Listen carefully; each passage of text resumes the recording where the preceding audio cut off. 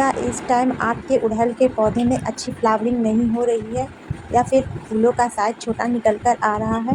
आपका पौधा तो ग्रोथ कर रहा है और जो कलियां बन रही हैं वो वक्त से पहले काली होकर सूखकर नीचे गिर जा रही है और पौधे पर कई तरीके का इंसेक्ट भी लग गए हैं।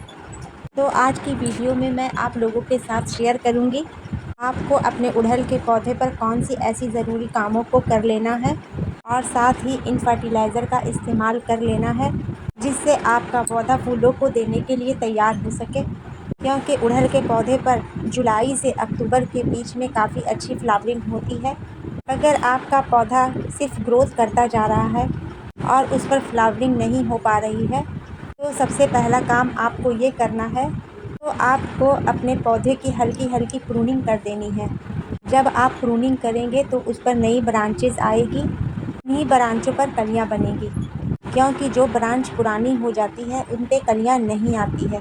बरसात के सीज़न में गुड़हल का पौधा काफ़ी हरा भरा और घना हो जाता है। अब बरसात का सीज़न जा चुका है तो दूसरा काम आपको ये करना है, आप अपने पौधे में चेक कर लें जितने भी फूल खिलने के बाद सूख चुके हैं या फिर जो कलियां ऐसी हैं जो अब नहीं खिल पाएगी, उन सभी को पौधे पर से हटा दें। जब इनको आप अपने पौधे पर से हटाएंगे तो आपको दो फ़ायदे देखने को मिलेंगे। पहला ये होगा कि आपकी नई ग्रोथ पे फंगस नहीं लगेगी। दूसरा, जब उन पे नई ग्रोथ होगी और उन पे कलियाँ बनेगी तो अभी तक एनर्जी को ले रही थी, पौधा अपनी एनर्जी नई ग्रोथ और नई कलियों पे लगाएगा। अगला काम आपको ये करना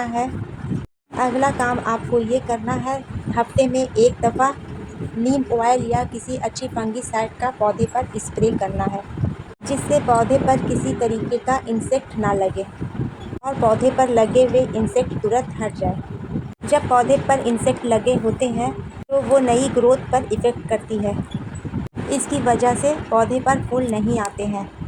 अगली चीज़ है, आपके पौधे पर ग्रोथ नहीं हो रही है और साथ ही साथ पौधे पर फूल नहीं आ रही है तो आपके पौधे पर रूट बॉन्ड हो गया होगा। तो आप अपने पौधे को बड़े गमले में रिपोर्ट कर दें, क्योंकि पौधे में जब रूट बॉन्ड हो जाता है तो वो पौधा फ्लावरिंग करना बंद कर देता है। सितंबर का महीना पौधे को रिपोर्टिंग करने के लिए बहुत अच्छा होता है। अगर आपके पौधे में फ्लावरिंग नहीं हो रही है, पौधा सिर्फ ग्रोथ करता जा रहा है, तो हो सकता है आपके पौधे की मिट्टी में माइक्रोन्यूट्रिएंट की कमी हो गई हो, क्योंकि जब माइक्रोन्यूट्रिएंट की काफ़ी कमी हो जाती है तो पौधा तो ग्रोथ करता है लेकिन उसमें फ्लावरिंग और फ्रूटिंग नहीं होती है, क्योंकि गुड़हल का पौधा एक हैवी फीडर प्लांट है, इसलिए इसे जल्दी जल्दी फर्टिलाइज़र की ज़रूरत पड़ती है। तो चलिए देख लेते हैं गुड़हल के पौधे को आज कौन सी फर्टिलाइज़र देनी है। क्योंकि गुड़हल का पौधा एक हैवी फीडर प्लांट है, इसको जब भी फर्टिलाइज़र दी जाती है तो 2 फर्टिलाइज़र से ज़्यादा फर्टिलाइज़र दी जाती है। सबसे पहले गमले की मिट्टी की अच्छी तरीके से गुड़ाई कर लें। ये जो सामने देख रहे हैं ये है डीएपी के दाने, जिसे डाई अमोनियम फास्फेट से भी जाना जाता है। इसमें बहुत अच्छी क्वांटिटी में फास्फोरस पाया जाता है। डीएपी में 18% नाइट्रोजन होता है। इसका इस्तेमाल से पौधा हरा भरा रहता है और पौधे की जड़ें मजबूत रहती है। इसके लिए मैंने लिया है 1 लीटर पानी और आधा चम्मच डीएपी के दाने। पानी में बहुत जल्दी घुल जाता है।